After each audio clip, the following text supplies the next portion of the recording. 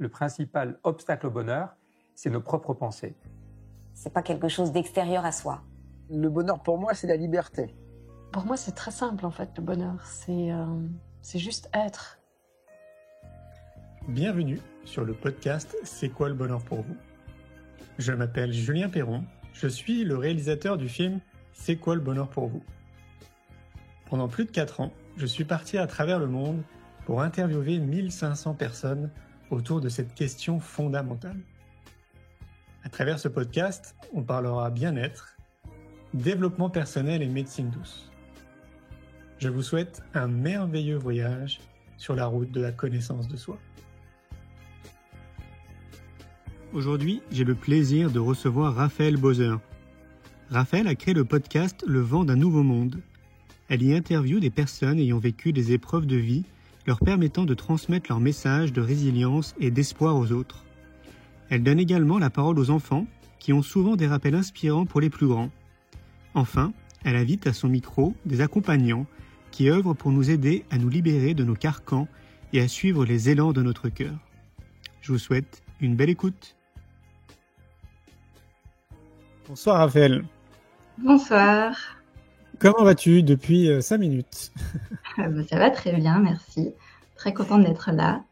Bienvenue. Alors, pour rappeler un petit peu le story, pourquoi ce soir on se retrouve, c'est que on a fait des échanges sur nos podcasts respectifs. Dans un premier temps, on a mis en avant un épisode chacun de nos podcasts parce que on trouvait ça intéressant d'imaginer cet échange. Et puis après, par la suite, tu m'as interviewé il y a quelques semaines sur ton podcast. Et donc, voilà, c'était prévu que je t'interviewe aujourd'hui aussi pour parler de tes activités, de ce que tu fais avec ton podcast Le vent d'un nouveau monde. Et notamment, de manière beaucoup plus globale, ça va nous amener sur des chemins de traverse auxquels on n'a pas réfléchi parce que toutes mes interviews ne sont pas préparées. J'aime le côté spontané. Alors du coup, Raphaël, je vais te laisser te présenter comme je le fais habituellement. J'aime bien que mes invités se présentent. Donc, dis-nous qui tu es, qu'est-ce que tu fais ici ce soir? Ok, merci. Déjà, petite parenthèse, je trouve que c'est une merveilleuse idée de poser la question « C'est quoi le bonheur pour vous » à Noël. J'y aurais pas pensé et je trouve ça vraiment magnifique comme idée. Donc, je la garde bien précieusement. Ah, chouette, merci. Ouais. Alors, qui suis-je? Déjà, c'est vrai que j'ai l'habitude de poser cette question aux gens dans mon podcast. J'ai rarement l'occasion d'y répondre moi-même. Donc, c'est un exercice qui est assez difficile, je dirais. Parce que je crois qu'en fait, la question qui suis-je, ça a été un petit peu le fil conducteur pour moi jusqu'à maintenant. Ah oui. Et ouais, parce que disons qu'en général dans notre société, demander à quelqu'un de se présenter, implicitement, on parle du job. Et moi, la question de que faire dans ma vie a commencé à être présente dès mes 13 ans, mais avec un sentiment extrêmement fort de souffrance, parce qu'en fait, je ne savais pas quoi faire de ma vie. Et du coup, j'ai testé énormément de choses, j'ai fait plein d'études différentes, j'ai beaucoup bougé, j'ai beaucoup déménagé, voilà. Donc, il y avait une forme vraiment de mouvance aussi dans ma vie, et toujours en arrière-fond, vraiment cette question de ok, qui je suis, qu'est-ce que je fais là, quoi faire, et avec une forme de gêne en fait quand les gens me posaient cette question, parce que ce que je faisais, j'arrivais pas à m'identifier en fait à ça. J'arrivais pas à me mettre dans une case de tel métier ou de tel truc. Pourtant, j'ai été traductrice, j'ai été enseignante aussi, mais pour moi, c'était toujours en attendant. Et il y a eu un moment, c'était en 2020, à l'aube de mes 30 ans, où en fait, disons que ce questionnement, il a atteint un pic vraiment énorme qui a fait que j'ai fait une crise de la trentaine, mais bien carabinée. Et en fait, cette crise où du coup, je me disais, mais voilà, j'ai 30 ans, je sais pas qui je suis, je sais pas quoi faire, je suis célibataire, j'ai pas de projet de vie familiale. Voilà, tout. Et en fait, il y avait aussi cette envie où je pensais en fait qu'à 30 ans, il y aurait une forme de bien-être intérieur qui serait là. Et pas du tout. Disons que moi, il y a toujours eu une forme de joie de vivre et en même temps beaucoup de peur. L'émotion de peur est quelque chose que je connais très bien, l'anxiété, etc. Et je pensais qu'au fur et à mesure des années, en grandissant, en vieillissant, en maturant, que ça allait finalement disparaître et pas du tout. Et du coup, cette crise, qui a été vraiment une souffrance extrême, a amené à une forme d'abandon, d'abandon total et d'acceptation, en fait, que j'en étais là où j'en étais et que c'était OK, qu'en fait, on partait pas tous du même point et que je pouvais pas me comparer à qui que ce soit, en fait. Et que tout était finalement parfait. Et il y a eu, bon là, je vais pas rentrer dans les détails, mais il y a eu aussi une forme de pardon de tout ce que je m'étais reproché jusqu'à maintenant, de pardon aussi à mes parents. Ça s'est fait d'une façon totalement inattendue. Et ça m'a amené à une forme de paix. Et cette paix est arrivée juste avant le premier confinement, 2020. Et le confinement a commencé et cette paix était présente. Et au fur et à mesure, elle s'est développée. Et elle s'est développée en une forme d'amour qui était toujours plus grand. Et il y a eu un jour où tout d'un coup, il y a eu c'est pas une prise de conscience parce que finalement, c'est un ressenti global, une évidence en fait, que je n'étais pas seulement un corps et que moi qui étais jusque-là sans éducation religieuse, j'étais agnostique, voilà. Il y a eu l'évidence qu'en fait j'étais une âme, qu'on était tous des âmes, que c'était quelque chose de divin en fait. Il n'y avait pas d'autre mot pour moi à ce moment-là que le mot divin et que voilà, c'était partout. Et donc ça m'a ouvert à plein de choses évidemment parce que ça a changé mon regard sur la vie, ça m'a ouvert bien sûr à des choses que je ne connaissais pas comme tout ce qui est l'énergétique, mais aussi à tout ce qui est spiritualité que je connaissais pas du tout. Et puis c'est vrai que finalement ce questionnement de que faire de ma vie, il est resté. Et il y a eu ce côté un petit peu, je me sens toujours un peu perdue. Mais en même temps, c'est plus très grave. Voilà, il y a les émotions qui viennent, mais derrière, il y a ce goût finalement de la vie qui est là, il y a cette foi qui est là, et du coup, il y a un côté, oui, c'est pas grave. Et en 2022, du coup, oui, ça fait 1 an et demi, j'ai finalement créé ce podcast. Et voilà, c'était un gros projet, pareil, avec des peurs à dépasser, mais qui me met vraiment en joie. C'est hyper intéressant ce que tu dis parce que j'ai l'impression que c'était un peu comme si la grâce était tombée sur toi d'un coup, comme si tu avais une révélation, tu sais, d'un coup un peu spontanée. Alors certains disent aussi j'allais dire dans le milieu du développement personnel, il y en a certains en fait qui disent qu'ils ont eu, tu sais, un éveil des consciences, une montée de Kundalini, tu vois ce que je veux dire? Enfin quelque chose en fait qui nous transcende en fait, qui nous dépasse. Ça semble un peu proche ce que tu dis parce que de ce que je comprends, c'est venu comme ça un peu du jour au lendemain, si j'ai bien compris. Il n'y a pas eu un déclic générateur en fait, il n'y a pas eu quelque chose qui t'a catalysé de cette manière, ou alors peut-être qu'il y a quelque chose, je sais pas. Alors c'est vrai qu'en tout cas, moi je dirais sur le coup, j'avais vraiment l'impression que c'était la grâce, voilà, qui était le terme aussi que j'aurais utilisé. Alors je dirais qu'il y a eu quand même une forme de cheminement, mais que j'ai pas vraiment conscientisé. Mais quand je regarde en arrière, il y a quand même eu une forme de cheminement. Mais je dirais que déjà, souvent, je crois que une forme de souffrance et de mal-être est quand même aussi un bon élément déclencheur pour ce genre d'éveil. Et moi, c'est vrai qu'en 2019, donc il y a eu pas mal de choses qui se sont passées. Et donc, comme je le disais, j'étais vraiment pas très bien. Et je m'étais quand même déjà intéressée au développement personnel parce que justement j'étais timide ou ce genre de choses. Du coup, j'avais déjà mis le nez dans des livres, voilà, mais qui m'avaient strictement rien apporté. Mais en 2019, j'y étais vraiment allée un peu plus profondément. J'étais aussi allée voir une psychothérapeute, etc. Mais disons que c'est là que y a eu quand même certaines choses qui m'ont amené, je pense, à ça. Dans le sens, j'ai commencé à vraiment prendre conscience de mes pensées. Et ça, c'est quand même un gros point, je dirais, parce que il y a eu donc la prise de conscience que voilà, il y avait plein de pensées dans ma tête, mais que je n'étais pas ces pensées. Et ça a vraiment changé beaucoup de choses parce que en 2019, je me suis rendu compte que j'avais un discours intérieur extrêmement rude avec moi-même. Et, mais il y a eu après ça la prise de conscience de ah oui, mais en fait, ces pensées-là, elles veulent strictement rien dire par rapport à moi. Et après ça, il y a eu aussi la prise de conscience de ah, mais en fait, toutes ces pensées, en fait, c'est pas moi qui les crée. C'est pas moi qui les génère. Et donc, si y a la pensée qui passe, je sais pas, t'es complètement nul ou peu importe, quelque chose comme ça, en fait, c'est pas moi qui en suis à l'origine, donc je peux pas me juger d'avoir ces pensées-là. Et du coup, ça a fait à chaque fois des prises de distance, tu vois, comme ça. Okay. Et puis après, il y a eu la lecture d'un livre de Lise Bourbeau qui s'appelle La puissance de l'acceptation, qui je pense aussi a beaucoup aidé. Je sais pas si tu l'as lu. Alors celui-là, non, j'ai lu Écoute ton corps de Lise Bourbeau. Ah oui, bah celui-là, je l'ai pas lu, moi. Mais oui, la puissance de l'acceptation, elle parle beaucoup en fait de l'effet miroir. Et cet effet miroir, en fait, c'est l'idée que finalement, tout ce qu'on voit à l'extérieur de nous, c'est un peu les projections de notre ego.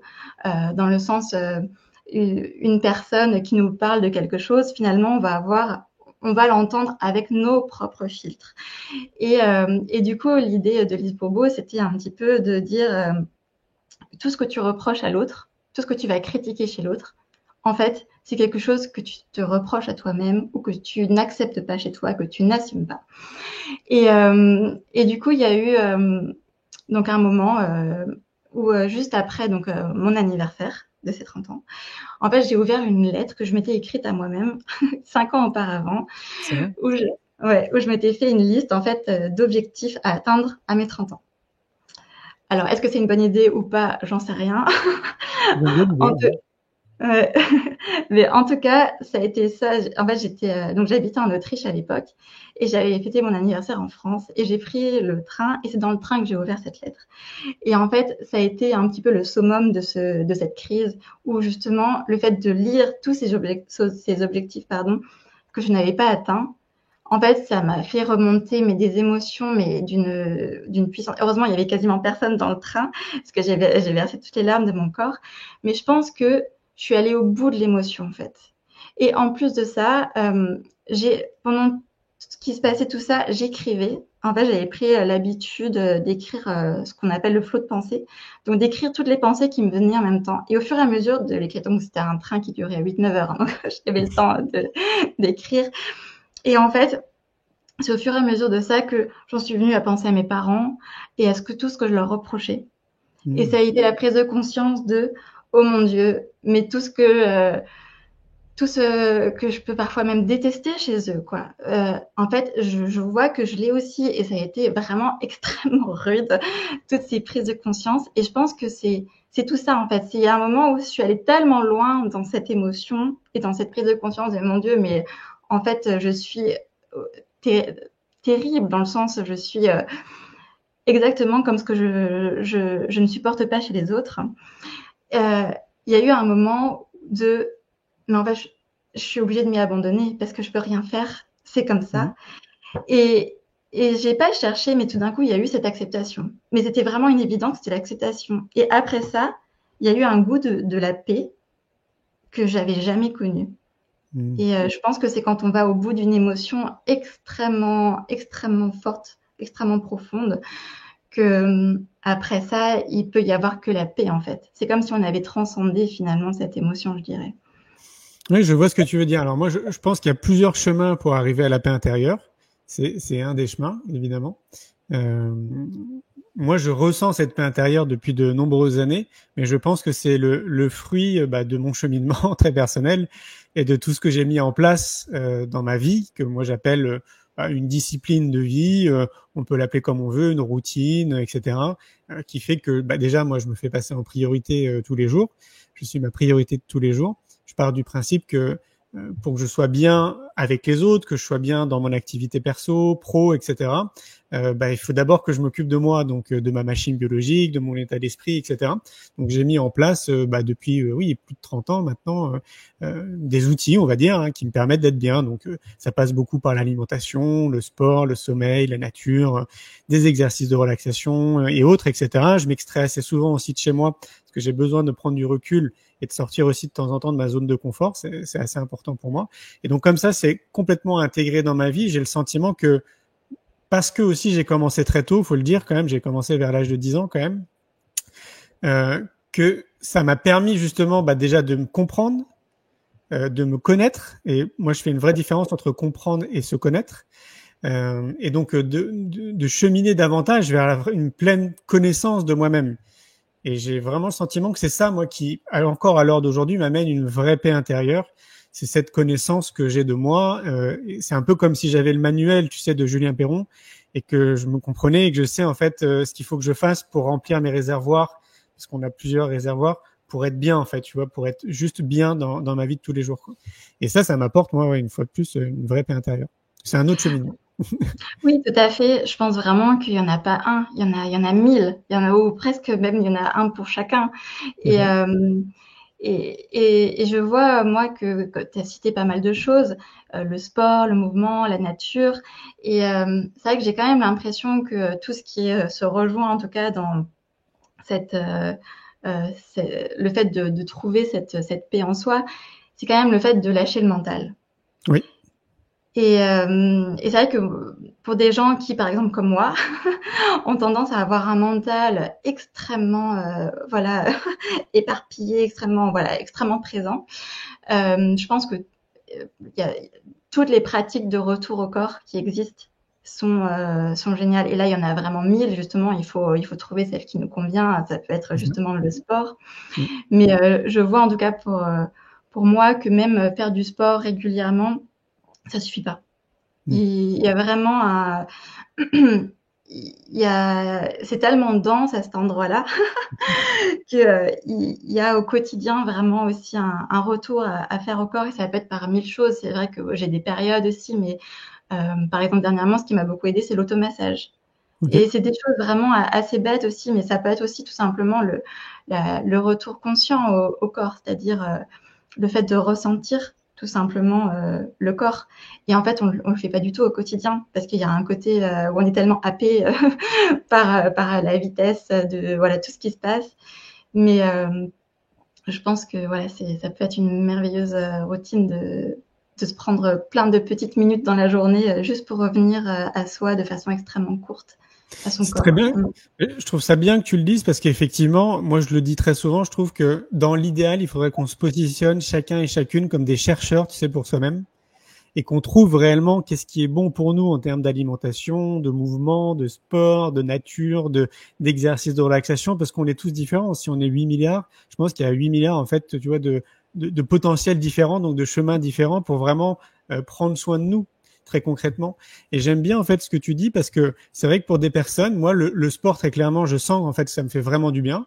Tu vois, moi j'ai pris l'habitude par exemple de tout arrêter à partir de 4h30 de l'après-midi, et à 4h30, hop, je prends mon vélo et je vais faire à peu près 30 km de vélo, et après je reviens ici et je vois en fait la différence de ce que je suis dans mon être avant de partir et quand je reviens. Je suis complètement différent, enfin en tout cas dans une énergie, une vitalité qui n'a rien à voir. Et ça, moi je sens en fait que ça me fait du bien. Et donc c'est bien ce que tu dis, c'est que tu vois, pour toi visiblement le sport est pas suffisant. Et donc c'est là, en tant que chercheuse que tu es, que tu as trouvé, tu vois, d'autres choses que le massage par exemple. Là dernièrement, ça te faisait aussi un petit plus en plus de sport, etc. Et ça, je trouve que c'est bien de le dire, parce que parfois les gens peuvent dire moi j'essaie de tout faire en fait, je mange bien, je fais du sport, j'ai la nature, mais il me manque quelque chose. En tout cas, ça n'a pas l'air d'être suffisant. Et voilà, tu vois, il faut continuer à chercher, en fait, pour trouver réellement ce dont on a réellement besoin, ouais. Tout à fait. Et je pense que ce qui est important, c'est de vraiment aller voir au niveau du cœur, bien sûr. Parce que si on fait quelque chose, mais qu'on ne le fait pas avec le cœur, finalement, ça va pas forcément avoir l'impact souhaité. Donc, on peut faire autant d'heures de sport qu'on veut par semaine. S'il n'y a pas vraiment la joie ou l'appel du cœur qui a été là, est-ce que ça va vraiment avoir un impact? Je ne sais pas. Et du coup, j'ai quand même le sentiment, de toute façon, Et puis ça rejoint voilà ce que j'ai vécu en 2020 et ce à quoi je goûte encore régulièrement. Mais c'est en fait finalement derrière tout ça, il y a l'amour. Et, et en fait, peu importe, je pense, quelle activité on va faire, si on y met du cœur, il y a un moment où on n'est plus dans le mental, où, et on est dans son corps, parce qu'on est pleinement dans l'instant présent, en fait, tout simplement. Et du coup, je pense que c'est, oui, l'idée de chercher, en fait, ce pourquoi on a une facilité peut-être à aimer. Ouais. Ouais. Ouais, j'aime beaucoup cette notion d'amour. Ça, c'est, tu sais, j'ai réalisé 2 films et c'est un troisième film que j'aimerais peut-être bien réaliser qui s'appellerait C'est quoi l'amour pour vous, justement. Ah oui, cool. Parce que je trouve que on aurait tous, à mon goût, hein, j'ai l'impression qu'on aurait tous des définitions différentes justement de ce que pourrait être l'amour. Un peu comme la question c'est quoi le bonheur pour vous. Je me suis rendu compte que on avait tous des définitions finalement, même s'il y avait des choses qui se croisaient. J'aurais pu continuer des années et chacun avait sa propre définition. Et moi, je trouve vraiment que l'amour, c'est une des clés en fait tellement essentielle. Mais je trouve que on a perdu réellement le sens de ce que c'est l'amour, tu sais. Et d'ailleurs, tiens, je pourrais te poser la question, c'est quoi l'amour pour toi, Raphaël? Ben pour moi, l'amour, je dirais que c'est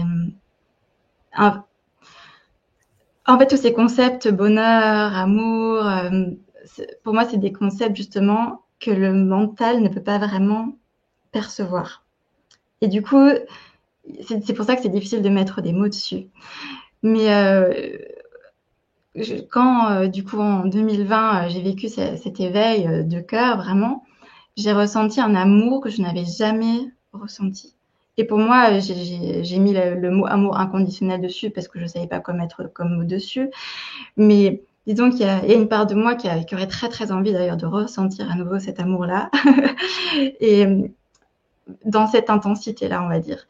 Mais du coup, je dirais que finalement, l'amour, c'est presque un ressenti englobant, embrassant, quelque chose qui nous fait fondre en fait. C'est mais je saurais pas comment l'expliquer d'une autre façon. Moi, j'ai l'impression que dans notre inconscient collectif, quand on parle d'amour, tout de suite, l'image qu'on a en tête, c'est le couple. C'est la relation, tu sais, avec quelqu'un. Et moi, j'ai toujours tendance à dire que c'est assez réducteur de voir les choses sous ce prisme-là. Parce que moi, en tout cas, c'est mon intention dans tout ce que je fais, de mettre de l'amour. Dans la cuisine, quand je suis en train de discuter avec toi ce soir, dans tout ce que je fais, en fait, c'est vraiment mon intention et j'essaie d'aller tout le temps dans cette direction parce que ça me semble l'une des énergies peut-être la plus puissante qu'on a sur cette planète Terre en tant qu'être humain. Et j'ai le sentiment que c'est cette énergie qui nous relie tous les uns aux autres. Donc là, on rentre dans quelque chose qui est assez subtil. Donc c'est juste ma perception, hein, je précise. Moi, j'ai vraiment le sentiment, alors c'est peut-être une façon un peu spirituelle de voir les choses, mais qu'on est tous reliés, c'est un peu comme des fils, qu'on est tous connectés les uns aux autres, tous les êtres humains, tous les êtres vivants sur notre planète. Et ce qui nous relie, ça fait très bisounours, hein, mais j'ai l'impression que c'est cette énergie d'amour.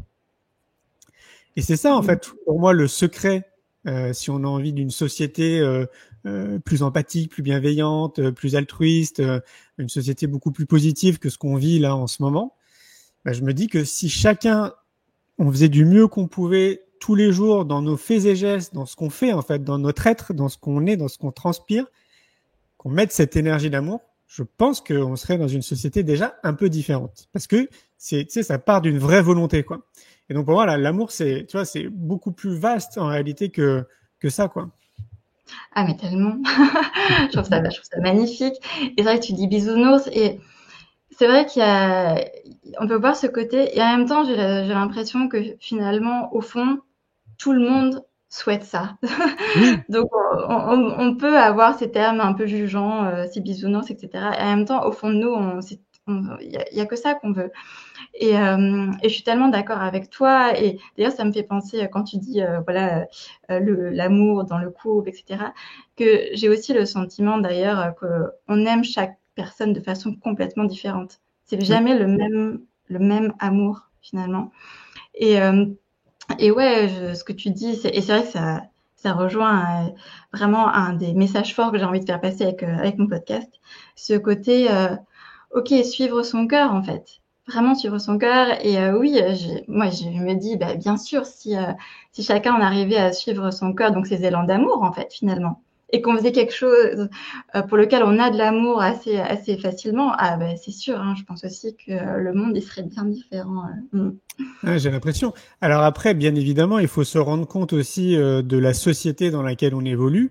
On en a parlé un tout petit peu au début, donc moi j'entends par là, il y a un vrai conditionnement quand même sociétal. Donc on serait conditionné dans le sens où on intégrait le plus tôt possible le savoir-être, la connaissance de soi, tu vois, la co-créativité, la coparticipation, la bienveillance, l'empathie, la gratitude, que ça fasse partie vraiment d'un projet sociétal. J'aurais pas ce discours-là aujourd'hui, bien évidemment, mais bon, force est de constater que c'est pas du tout notre conditionnement sociétal, et peu importe dans quel pays on vit. Donc j'aime bien rappeler qu'il faut pas non plus se flageller, hein, c'est-à-dire qu'on n'a pas été éduqué, on n'a pas été instruit à voir les choses sous ce prisme-là, à agir aussi de cette façon. Donc, on arrive à un moment donné dans notre vie, en tout cas, je nous le souhaite à tous, justement à se déconditionner de tout ce qu'on a appris, tous les accords auxquels on a dit oui, mais sans trop réfléchir, et à reprendre un petit peu les rênes de sa vie, et notamment qui on est réellement, en fait, fondamentalement. Et c'est ça, en fait, qui est beau. Alors moi, je ne suis pas parent, j'ai pas d'enfants, mais bien évidemment, j'ai des enfants autour de moi, et donc j'en vois, quoi.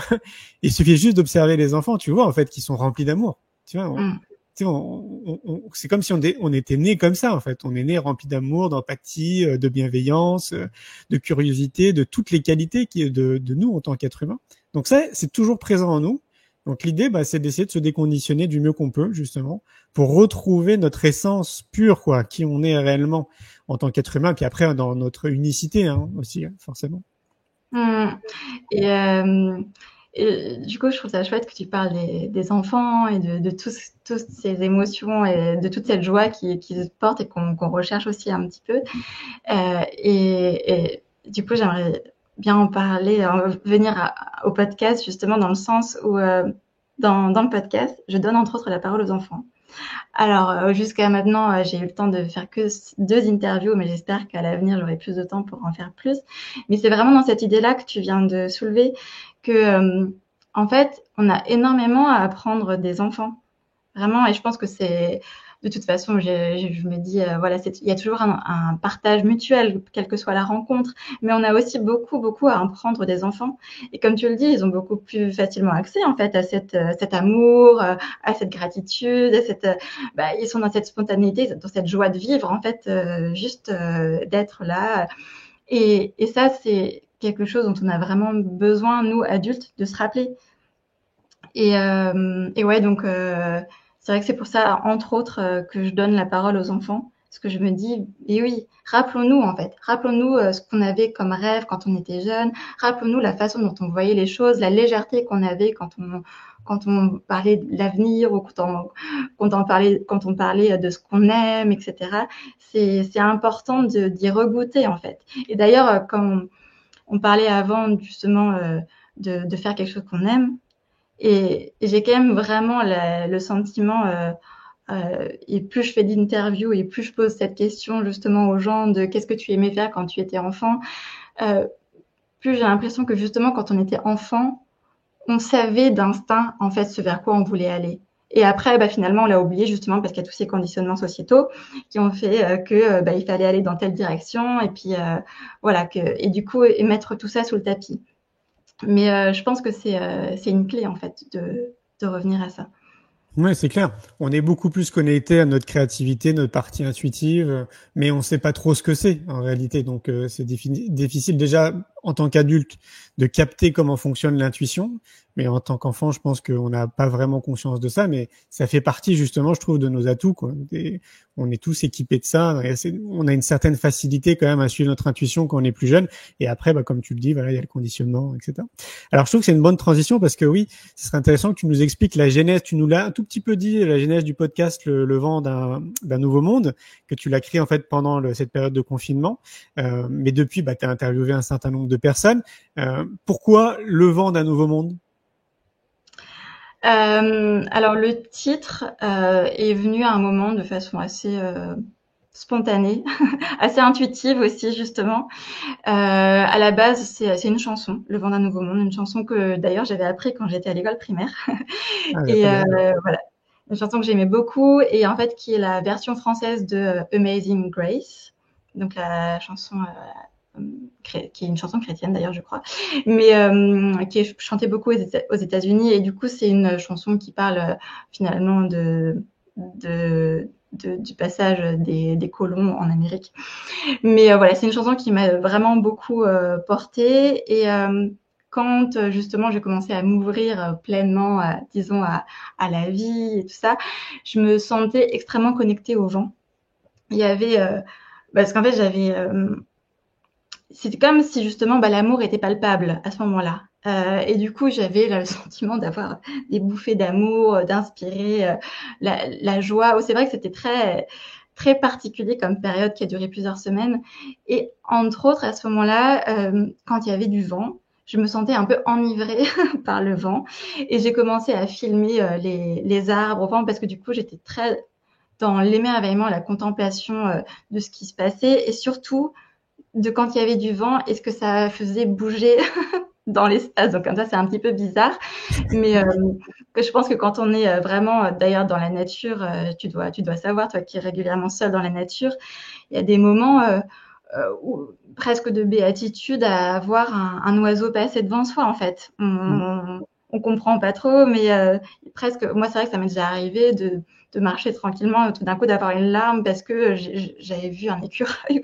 Mais je pense qu'il y a un côté où quand on est dans la nature, on est justement beaucoup plus facilement dans cette détente et du coup dans cette il y a plus cette accessibilité à la vie avec un grand V, on va dire. Et voilà, du coup, c'est pour ça le titre, tout simplement. À un moment, c'est venu comme ça. Et la première interview que tu as faite, c'est avec qui? Bon, c'est quelqu'un qu'on connaît ou... C'est drôle parce que, alors en fait, moi, à la toute base, je voulais interviewer uniquement des personnes, monsieur et madame tout le monde. C'était vraiment, je me disais, il y a tellement d'interviews de gens connus, en fait, c'est toujours les mêmes qu'on entend. Moi, j'ai envie de donner la parole à des gens qui n'ont jamais le droit à la parole et qui ont pourtant tous quelque chose d'intéressant à dire. Et d'ailleurs, c'est vrai que je fais de plus en plus d'interviews aussi privées et c'est quelque chose que j'aimerais développer de façon payante en fait. Mais là pour l'instant c'est vrai que je fais beaucoup ça pour le plaisir. Et plus j'interroge monsieur et madame tout le monde, vraiment tous les âges, etc., plus je me rends compte qu'on a tous une histoire incroyable, qu'on a tous on a tous des choses à apprendre, à enseigner aux autres d'une certaine manière, parce qu'on a tous un vécu qui peut parler au moins à quelqu'un. Et donc voilà, je trouve que c'est assez fabuleux comme prise de conscience aussi. Et en fait, la première personne que j'ai interviewée, c'était un ex à moi, mais qui a un parcours de vie vraiment très particulier parce que il est paraplégique depuis quelques années. Et bon, c'est vrai que du coup, j'ai vécu avec lui et j'ai vu ce que c'était aussi. Et pour moi, le sujet de la résilience aussi est un sujet que je trouve extrêmement important. Et bon, outre la paraplégie, il avait vécu aussi la perte d'une maison qu'il avait construit lui-même à un moment qui était parti en fumée. Donc, il avait tout perdu, etc. Donc, c'est une personne voilà, qui avait vécu vraiment des épreuves de vie très, très fortes, très compliquées, et qui était encore en vie, qui était encore heureux de vivre, qui s'en sortait très bien. Et pour moi, c'était une évidence que ce soit lui le premier, en fait. Ok. Et là, depuis, tu en as interviewé combien? Écoute, je sais pas. Je pourrais pas te dire parce qu'en plus, comme en général, je fais 2 épisodes par personne, que je fais également des épisodes solo, Okay. où je parle de moi un petit peu, mes apprentissages, quand je tâtonne, ce qui marche pas. Parce qu'il y avait aussi l'idée, disons que j'ai quand même beaucoup lu en développement personnel après cette ouverture. Parce que là, j'avais le temps de lire des livres, etc. Et puis, forcément, j'y suis allée de façon assez monomaniaque aussi, parce que c'était tout d'un coup un nouveau pan qui s'ouvrait et j'avais besoin de tout savoir, de tout comprendre. Mais il y avait, je me suis bloquée énormément de fois au fait que c'était de la théorie et que j'arrivais pas à le mettre en pratique. Il y avait tellement de concepts que je me disais, ah oui, le lâcher prise, ah oui, j'ai envie de lâcher prise, ah j'ai envie de faire ci, mais je comprends pas comment on fait en fait. Ou l'intuition, tu vois, je me disais, ah mais ça m'est déjà arrivé de sentir mon intuition vraiment, mais la plupart du temps, j'y arrive pas, je comprends pas comment je fais pour la toucher du doigt, cette intuition. Il y avait vraiment l'envie, parce que moi je le trouvais pas ailleurs, de dire, ok, toute cette théorie, comment on fait en pratique? Et donc, voilà, c'est parti aussi de là, de parler de moi, mon cheminement avec ce que j'ai essayé, ce qui ratait, ce qui marchait, pour dire, bon, bah voilà, moi, comment ça s'est fait, et peut-être que ça peut vous inspirer. Alors, c'est un sujet, je trouve, l'intuition. Du coup, tu arrives maintenant à être plus à l'écoute de ton intuition? Disons que c'est de plus en plus simple, mais ça dépend aussi des périodes. Justement, peut-être les périodes où je peux être en stress, où je peux avoir le mental extrêmement dense et où je me sens justement dans une urgence de quelque chose. Tu vois, oui, il y avait l'image qui s'était coupée, mais du coup là, évidemment, je me sens coupée de cette intuition-là. Et parfois, je me rends compte après que quelque chose se soit passé, je me dis voilà, je m'étais pas écoutée encore une fois. Mais c'est vrai que là, en tout cas, j'ai vraiment la sensation que l'intuition, on peut l'entendre de toute façon uniquement quand on est assez calme et détendu. Sinon, le mental, il coupe tout. Et c'est vrai que moi, je sens soit une forme de joie à faire quelque chose, et du coup là c'est clair, même si ça fait peur, même si il y a des mais, je vais le faire parce que là je sens que c'est un grand oui. Et parfois sinon j'ai vraiment le sentiment, je sais pas quoi, si c'est comme ça pour toi aussi, mais que finalement l'intuition est quelque chose de très neutre aussi. C'est-à-dire que parfois on a des idées qui popent comme ça, mais en fait il n'y a pas vraiment d'émotionnel avec. C'est plutôt ah oui, par exemple, donc j'ai habité pendant 10 ans en Autriche, et ce que j'ai vécu en 2020, j'étais encore en Autriche à ce moment-là, et ça faisait des années que je me demandais si j'allais pas rentrer en France, voilà, et j'arrivais pas à savoir. Justement, ma tête n'arrivait pas à faire. J'avais beau faire des listes pour ou contre, je savais pas. Et il y a eu un moment où ça s'est comme imposé à moi. Dans un sens, il y a eu un truc de c'est fini l'Autriche, en fait je vais aller en France, mais c'était vraiment quelque chose de très très neutre, et c'était du coup d'une clarté, c'était limpide en fait, que c'était une intuition pour moi, mais oui, j'avais été étonnée que ce soit associé à une telle neutralité en fait. Ok. Alors moi, ce que je pense, c'est qu'on le vit de manière très différente. Il y en a certains, comme pour moi par exemple, où je vais avoir des frissons. Et donc, du coup, ça ne prévient pas. Ça peut être dans une situation, ça peut être quand je discute avec quelqu'un, ça peut être quand, à un moment donné, j'ai une idée, peu importe ce que c'est. Mais quand je vais être parcouru de frissons, à un moment donné, donc dans la vie, en fonction de ce qui se passe sur le moment, généralement, c'est bon signe. Ça, c'est un de mes canaux. Après, c'est marrant parce que quand je parlais avec ma compagne justement la semaine dernière en rando, elle me demandait mais comment tu fais en fait, parce que c'est vrai que c'est quasiment pas perceptible, tu vois, ça dure un millième de seconde, même pas, ça passe, puis après c'est la réflexion qui reprend le dessus.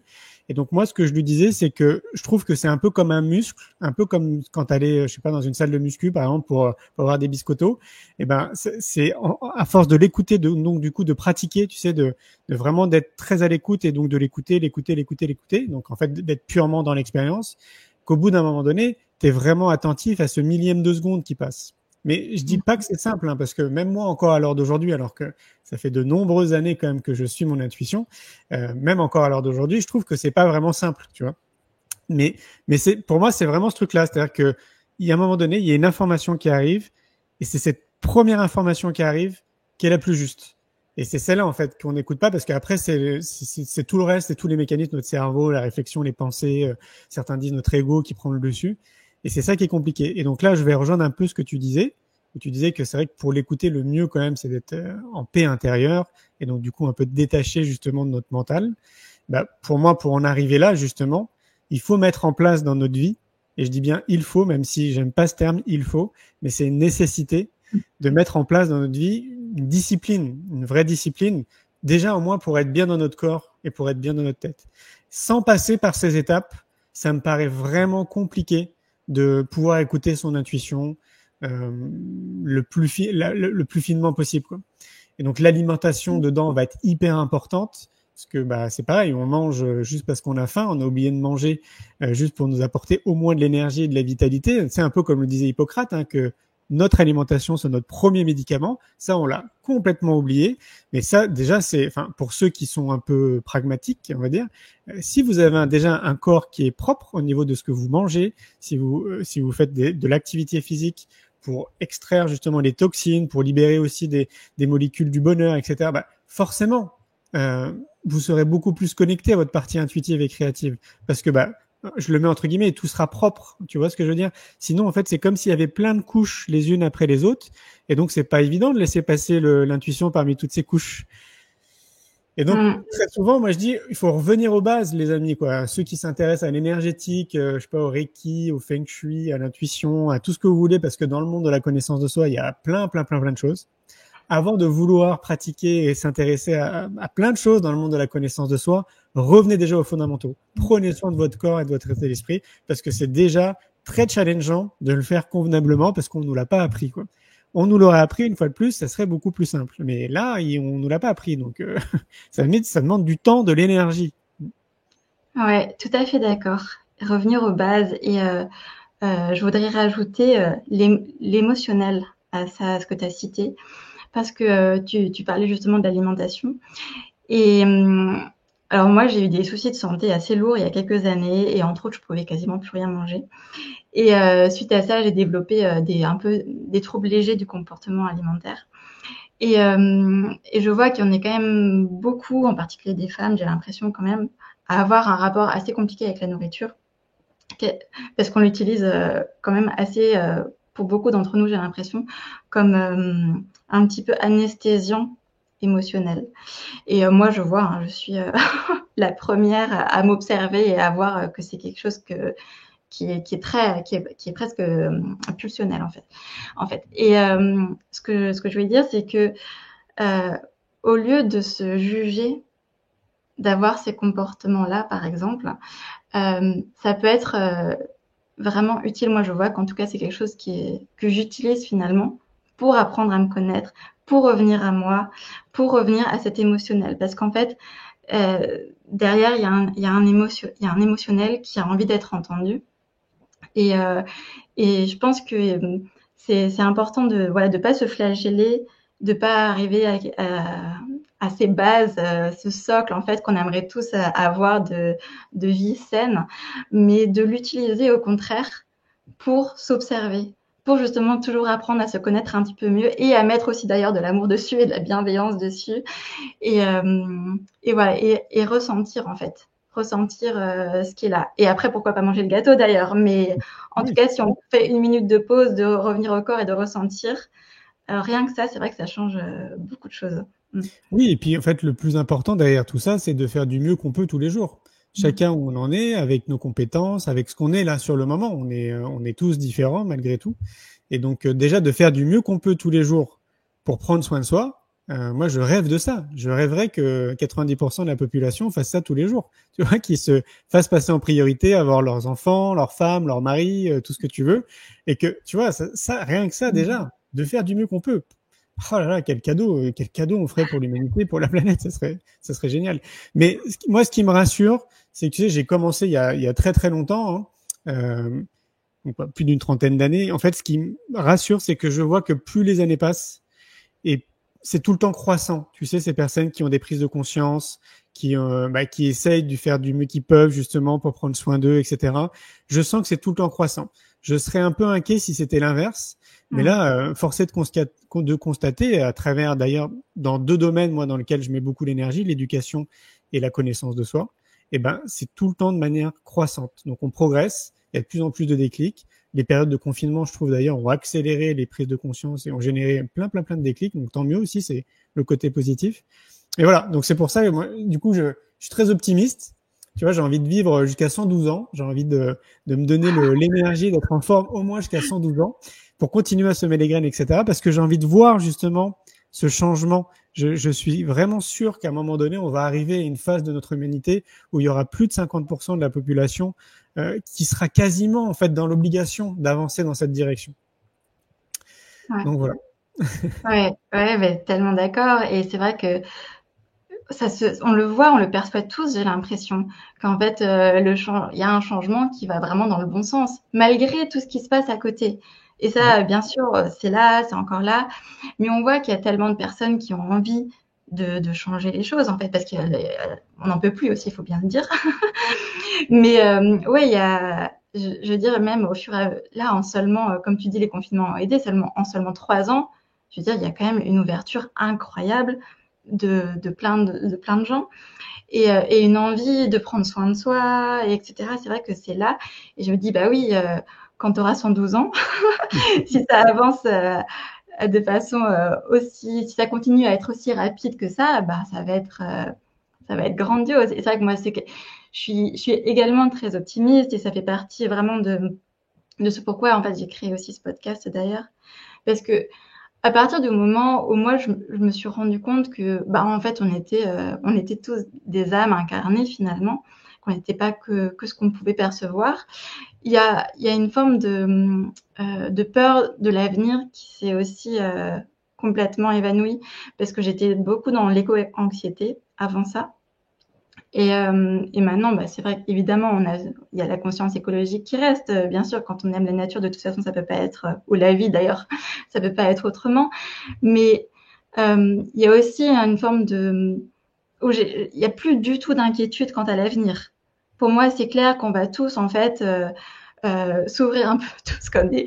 Alors, je vais être dans le bisounours, parce que ce qui me vient là, c'est de s'ouvrir un peu comme des petites fleurs chacun, parce que j'ai l'impression qu'on tend vraiment tous vers ça. On est tous poussés à ça, et il y a tellement de choses qui ont lieu, tellement de gens qui essayent de changer les choses, et c'est vrai que bah, je sais que toi, tu partages cette vision-là, mais si ça part de l'intérieur, en plus, ça peut que amener quelque chose de beau, parce c'est sûr que des projets où on part uniquement avec la tête, je ne sais pas si ça peut amener la même chose. Mais des projets où vraiment on prend soin de soi en premier lieu pour le collectif, ça peut que faire changer les choses. Et c'est vrai que moi, j'ai beaucoup, beaucoup d'espoir, et c'était à la base pour ça que j'avais vraiment l'envie, c'était l'envie première en fait, en créant ce podcast, ok, ben moi j'ai plein de gens autour de moi qui ont peur de faire des enfants, qui ont peur de l'avenir, parce qu'ils se disent bah qu'est-ce qui nous attend. Moi j'ai de l'espoir à revendre, donc je vais partager là-dessus. Merci de le faire, et c'est vrai que c'est bien de le rappeler. Moi, je le dis aussi très souvent, on se rend pas compte parce que c'est pas médiatisé, le mainstream ne s'occupe pas de ça. On est des millions de personnes à travers la planète à se mobiliser, comme toi tu le fais, comme moi je le fais, chacun avec nos compétences, avec qui on est, une fois de plus, hein, c'est le même cheminement, je vais dire, que le domaine de la connaissance de soi. Et ça, c'est vrai qu'il y a encore très peu de gens, moi je trouve, qui s'en rendent compte, parce que évidemment le mainstream véhicule plutôt des informations anxiogènes, fatalistes, dépressives, enfin voilà, c'est tout l'inverse. Et c'est vrai que moi, j'ai toujours conscience, et je le dis très souvent, que je me suis créé mon propre microcosme, bien évidemment. Je me suis créé ma propre vie de rêve. Donc forcément, les gens qui m'entourent, qui sont dans mon monde, forcément, ce sont des gens qui sont quand même un peu comme moi et qui pensent comme moi. J'ai bien conscience de ça. Ça reste une petite bulle, forcément. J'ai bien conscience de tout ce qui se passe à l'extérieur de ma bulle. Mais pour autant, à force de voyager, parce que ça fait quand même plus de 25 ans maintenant que je me balade moi un petit peu partout, force est de constater que je rencontre énormément de gens en fait qui se bougent en fait, tu vois, qui essayent des choses. Je trouve qu'il y a un film d'ailleurs qui était très bien et qui reste d'ailleurs très bien, qui était sorti à l'époque, c'est le film Demain de Cyril Dion. Ah oui. Tu l'as vu, ouais? Je trouvais ça génial parce que voilà, il mettait un peu en lumière quelques citoyens à travers le monde qui se mobilisent. Et juste à travers une action citoyenne qui arrive à faire changer les choses de manière très massive, parfois. Et ça, tu vois, peut-être qu'il y avait des documentaires, des reportages, c'est pas impossible, mais je trouve que le film de Cyril Dion a très bien marché, du coup, et a éclairé justement un peu ce truc-là en disant, attendez les gars, en fait, il se passe des choses quand même sur notre planète, il n'y a pas que des informations négatives, il y a quand même des citoyens aussi qui font bouger les choses. Et moi, souvent, je dis que je suis juste un citoyen aussi, moi, à ma manière, qui essaie d'apporter sa petite pierre positive, tu vois, à un monde meilleur, quoi. Et j'aimerais qu'il y ait un canal un peu comme TF1 qui véhicule justement, tu vois, toutes ces initiatives, ce que tu fais, ce qu'on fait, enfin toutes ces personnes en fait qui se bougent. Et on est tellement nombreux. C'est un peu comme une boîte de Pandore, tu sais. J'ai l'impression, et c'est frustrant de se rendre compte que la majorité des gens ne se rendent pas compte de ce qu'il y a dans cette boîte. Ouais, tout à fait. Et en même temps, je sais qu'il y avait eu des initiatives où ils avaient essayé à la télé justement de faire des journaux de bonnes nouvelles comme ça et que ça n'avait pas pris.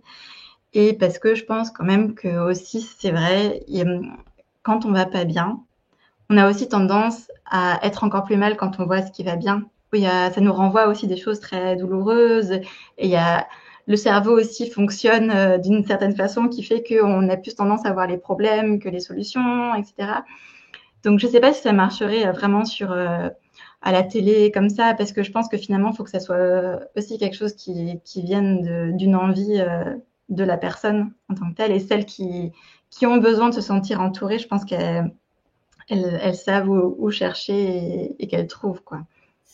Moi, tu vois, je suis pas persuadé de ça parce que je me rappelle que Frédéric Lopez avait essayé justement une émission autour du bonheur.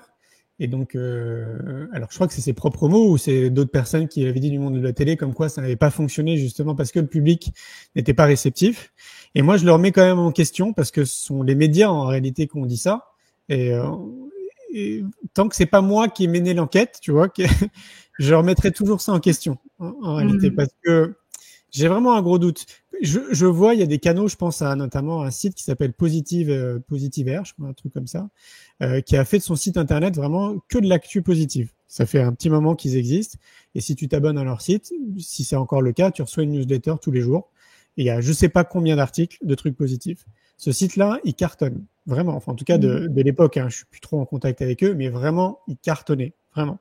Et il y a d'autres sites comme ça, je pense à Monsieur Mondialisation, enfin, il y en a plein qui vraiment cartonnent aussi. Ils ont énormément d'abonnés. Ils ont vraiment beaucoup de personnes qui les suivent. Donc, je me dis, si ça marche sur les réseaux sociaux, et je passe les comptes TikTok, les comptes Instagram de personnes aussi qui véhiculent de l'information positive et qui ont des millions de personnes qui les suivent, j'ai du mal à me dire, tu vois, pourquoi en fait une chaîne de télévision, ça fonctionnerait pas. J'ai un petit doute. Ouais. Oui, c'est Mais vrai. Ça, c'est mon côté critique. C'est mon côté à remettre un peu les choses dans leur contexte, en tout cas, à ne pas croire tout de suite ce qu'on me dit. Parce que moi, de ce que je viens de te donner comme exemple, et je pense que je peux en donner beaucoup d'autres, il y a une vraie demande. Moi, quand je me déplace encore à l'heure d'aujourd'hui pour aller parler de mon film, C'est quoi le bonheur pour vous, pour donner une conférence autour de mon livre, C'est quoi le bonheur pour vous, les gens me disent « Ah, enfin, ça fait du bien quand même de parler un peu de bonheur. » Tu vois ce que je veux dire? Ouais. Donc, et ça, si tu savais le nombre de fois qu'on me le dit, c'est vraiment beaucoup de fois. Donc, moi, je pense que ça pourrait fonctionner. Peut-être tout dépend de qui s'en occupe, de ce qu'on fait avec. Oui, c'est vrai, du format de l'émission. Ouais, tout à fait. À méditer. J'invite les gens un jour qui. Pourquoi pas lancer l'idée d'ailleurs, Julien. C'est ça. Exactement. C'est vrai que finalement, tu commences je veux dire, tu as commencé, comme tu dis, à 30 ans, mais en fait, justement, tu es parti de zéro et tu as quand même construit un monde assez immense. Tu rassembles vraiment beaucoup de gens maintenant. Donc, tu commences à être quand même pas mal connu. Donc, pourquoi pas. Pourquoi pas. Ouais, en tout cas, ça me fait penser à il y a peut-être 4-5 ans. Parce qu'en parallèle de ça, tu sais, je fais des interviews, mais aussi dans le monde de l'éducation. Donc là, j'interviewe des personnes qui sont dans l'éducation. Et très souvent, je disais, mais il faudrait absolument qu'il y ait une chaîne dédiée au monde de l'éducation, parce qu'en fait, ça n'existe pas. Et ça y est, en fait, maintenant, elle existe. Elle s'appelle School TV. Okay. Ça se trouve sur Numéricable, enfin un peu partout, je crois, sur le câble. Moi, j'ai plus de télé, mais voilà, elle existe maintenant. Il y a des gens qui se sont lancés. C'est des pros d'ailleurs de la télé qui se sont lancés. Apparemment, le contenu a l'air d'être vraiment très intéressant. Donc, c'est une chaîne, c'est en continu. Ils parlent que d'éducation. Ils invitent des gens autour de l'éducation. Enfin, je trouve ça génial. Par contre, il semblerait qu'ils soient pas très bons en com parce que il y aurait pas trop d'auditeurs, de personnes qui les suivent, quoi. Mais le contenu a l'air d'être vraiment bien. Donc voilà. Donc, tu vois, en lançant cette idée de créer une chaîne peut-être positive autour du bonheur, il y a peut-être des gens qui vont se lancer. C'est lancé dans l'air.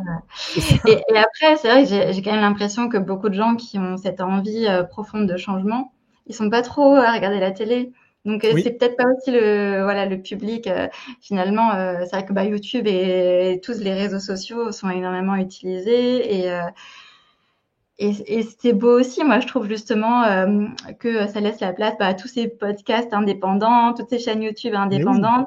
mais oui. Et du coup, comme je le disais, c'est aussi l'occasion, pourquoi pas, de mettre en avant des gens qui sont pas du tout connus. Mhm. C'est voilà. Donc oui, je pense Et- que il y a quand même beaucoup de gens qui n'ont plus la télé quand même, de ceux qui ont envie de faire bouger les choses et qui ont envie justement de revenir un peu plus dans la vie réelle, d'une certaine manière, qui ont envie de profiter plus de la nature, de profiter plus de leur famille, de prendre plus de temps de cuisiner, etc. Exactement. Il n'y a pas forcément le temps pour la télé. Exactement, et c'est pour ça que nous, on organise des événements. Alors, on a été plutôt connus pour organiser des événements dans le monde de l'éducation, donc on continue. Il y a le congrès Innovation en Éducation et le festival pour l'école de la vie. Et là, dernièrement, tu sais, je disais qu'on avait fait le congrès C'est quoi le bonheur pour vous? Et je vois passer un message là de Carole qui dit l'initiative du congrès du bonheur, c'était une idée incroyable pour distribuer les graines positives. Donc, je rebondis en fait sur ce qu'elle dit. Moi, j'invite tout le temps les gens, quand je vais donner des conférences, à organiser des événements. Notamment des événements fédérateurs autour d'initiatives positives, quoi. Donc moi c'est autour du bonheur par exemple, mais ça pourrait être autour d'autres choses, parce qu'on a vraiment besoin en fait de se rencontrer physiquement.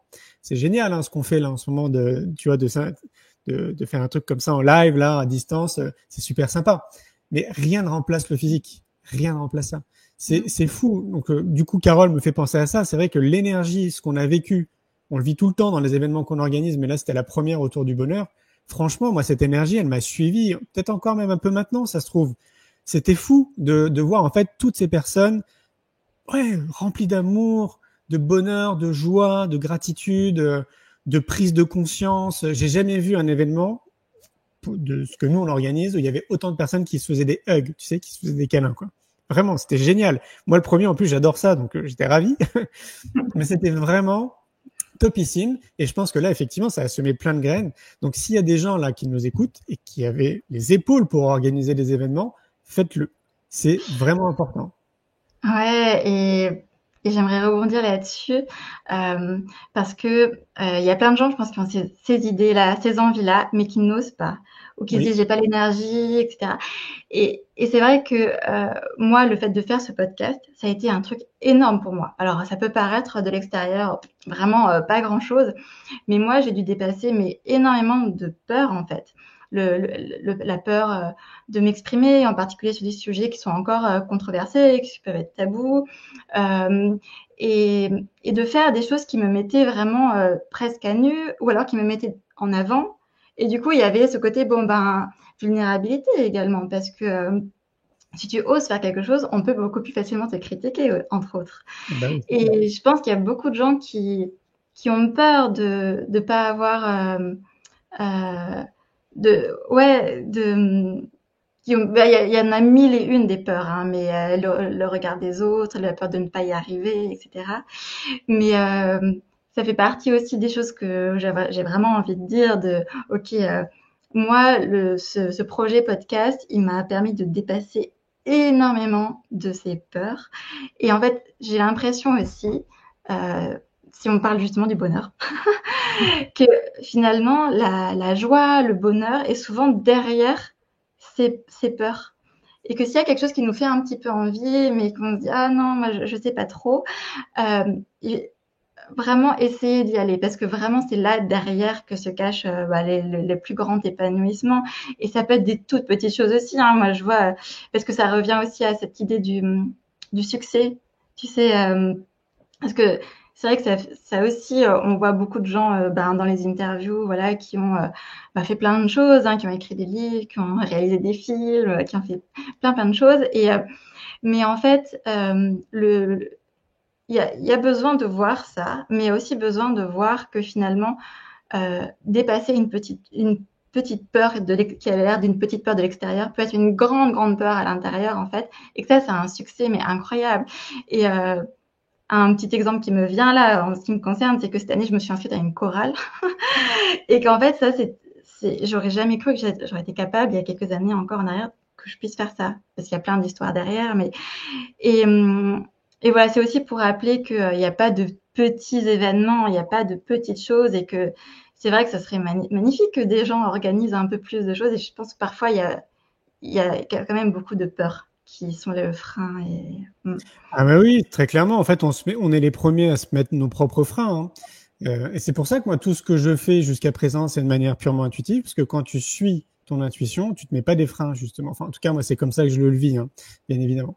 Mais si j'avais écouté, c'est-à-dire si j'avais pris le temps de la raison, de poser des questions autour de moi, je sais pas, par exemple, pour réaliser les films, parce que c'est pas mon métier, moi, j'ai pas de diplôme, hein.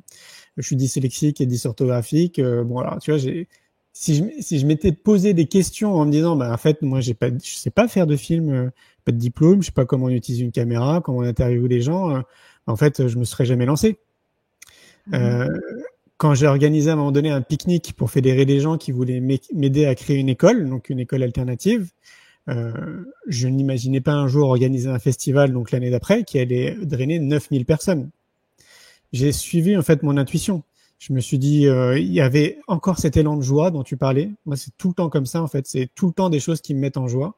Et j'ai l'impression que c'est un vrai ingrédient, quoi. Mais si je m'étais posé les questions du style, ah ouais, non mais moi j'ai jamais organisé un festival, j'ai pas les compétences, bah en fait du coup je me lance pas, tu vois. Pareil, j'ai écrit un livre alors que je suis dyslexique et dysorthographique. Je peux te dire que c'est pas une chose auquel tu penses en fait d'écrire un livre à un moment donné. Si je m'étais vraiment concentré là-dessus sur ce terme de réflexion en me disant bah non en fait Julien, tu fais une faute toutes les 30 secondes, non tu peux pas écrire un livre. Non, j'ai suivi en fait une intuition un matin, me réveillant, je me dis bon, ok c'est bon, je vais écrire un bouquin. Et je sais que c'est pas évident une fois de plus parce que ça paraît simple comme ça quand je le dis, mais pour moi c'est vraiment la résultante du fait que j'ai compris que j'étais et je devais être ma priorité de tous les jours, parce que après ça avait un impact beaucoup plus important en fait sur le reste, sur les gens qui m'entourent, dans mon activité professionnelle et tout, etc. Et c'est ça pour moi vraiment l'une des clés pour tout individu, c'est de sortir de schémas où on a l'impression que c'est égoïste de penser à soi avant de penser aux autres. On doit être notre priorité de tous les jours, chacun et chacune. Vraiment, c'est une responsabilité citoyenne. Moi, je vais jusque-là. Pour moi, c'est une vraie responsabilité citoyenne. Ouais, tout à fait. Et c'est vrai que moi comme je disais, qui ai beaucoup de peur, le podcast, j'ai mis énormément de temps à le lancer. Parce que justement, il y avait toutes ces pensées de je suis pas compétente, je sais pas faire ça, qu'est-ce qu'ils vont me dire, et du coup ça a traîné. Et je te rejoins, hein, et c'est vrai que moi, en tout cas moi je sais que comme c'est tellement présent, parce que on sait pas, mais pourquoi parfois il y a des traumas de l'enfance ou des choses comme ça qu'on n'explique pas, mais je dirais qu'en tout cas pour toutes les personnes qui ont aussi cette tendance-là de prendre soin de soi, je dirais vraiment en revenant le plus possible au corps et en étant dans la présence à ses émotions. C'est parce que finalement, à peine une pensée va popper mais je vais jamais y arriver, que l'émotion elle va être là. Et quand l'émotion elle est là, c'est fini en fait. Et on va essayer de trouver un palliatif, que ce soit du chocolat ou justement une série Netflix de on verra demain. Et finalement on le fait pas. Et ça traîne. Mais ouais, tout à fait. C'est vrai que avoir quelque chose qui nous convient chaque jour pour revenir un petit peu à soi ça change tout, ça change. Enfin, là, je suis en train de penser parce que tu me fais penser à ça, aux relations aussi avec les autres que tu as en fait dans ta vie de tous les jours, avec ton compagnon, ta compagne, tes collègues, je sais pas, des clients, tout ce que tu veux. Ça change tout, vraiment. Et en plus, moi, ce que je trouve génial dans ce que je vis depuis maintenant 45 ans, c'est que je connais en fait les phases. C'est-à-dire que il y a eu des phases quand même dans ma vie où j'ai pas pu convenablement avoir cette discipline pour X raisons. Mais comme j'ai pris l'habitude de m'observer et d'être tout le temps en fait dans cette conscience de qui je suis, comment j'ai réagi, etc. Donc, vraiment une profonde observation de moi-même, assez constante. J'ai vu que j'étais différent justement quand je ne mettais pas en place tous ces outils où je me fais passer en priorité. Et ça avait un impact sur tout. Donc du coup sur ma relation avec les gens, sur ma perception des événements, sur ma créativité, sur ma partie intuitive, sur comment je percevais aussi mes activités professionnelles. Je me rappelle très bien par exemple un matin, ça faisait déjà peut-être une dizaine de jours que je ne pouvais pas en fait mettre en place tout ça. Et de me réveiller, de me mettre derrière mon ordi et de me sentir totalement dépassé en fait, et de me dire mais j'ai l'impression que j'avais genre Kilimandjaro là en face de moi et que j'allais jamais pouvoir grimper, que c'était impossible. Alors que, bien évidemment, dans ma vie de tous les jours, j'ai conscience que je fais énormément de choses, qu'il y a beaucoup d'activités dans ce qu'on mène, en fait, tu vois, en parallèle, mais c'est hyper fluide et je suis tellement excité de me réveiller le matin, tu vois. Et c'est ça qui est génial. Donc, je peux voir, moi, en fait, cette différence. Donc, comme je sais que 80% de la population, ils sont comme ça, c'est-à-dire qu'en fait, ils sont comme quand moi, j'ai pas le temps, en fait, de prendre soin de moi, ben, je sais que du coup, tu vois, je vois, en fait, par quoi ils passent. Et c'est pour ça que je mets beaucoup d'énergie à essayer de les réveiller en leur disant, attendez, revenez aux fondamentaux, revenez à ça. C'est la clé, ça coûte pas d'argent, ça coûte juste du temps et de l'énergie, quoi. Ouais, c'est intéressant.